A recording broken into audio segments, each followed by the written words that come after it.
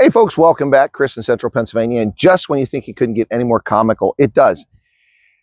The Democratic Alliance has proposed change in procurement rules so that broad-based Black economic empowerment would fall by the wayside and contracts aren't awarded to people simply based on their skin color.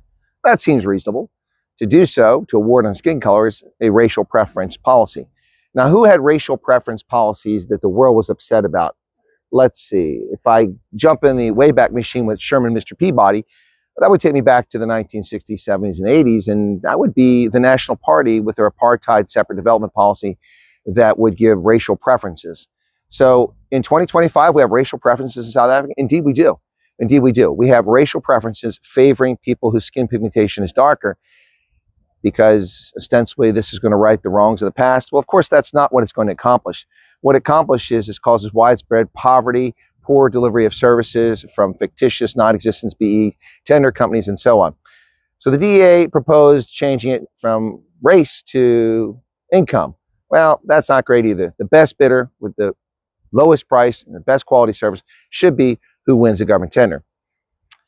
So Ramaphosa responded to that today, and his response was that the BEE policies are there for the benefit of all South Africans. Now, this is after he admitted that the ANC uses racial preferences and basically all but stated publicly that their policies are racist. He said that the reason for these policies is because the current situation benefits only a few white people.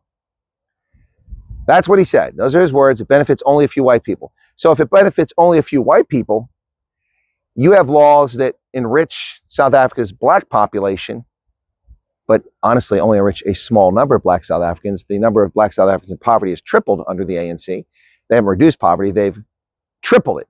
So not exactly an effective policy.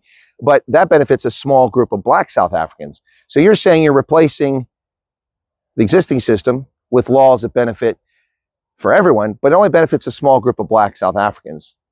And you're doing that because a small group of white South Africans are benefiting from the current situation. You see the nonsensical gobbledygook that comes into play when people begin playing racist games using racial preference policies?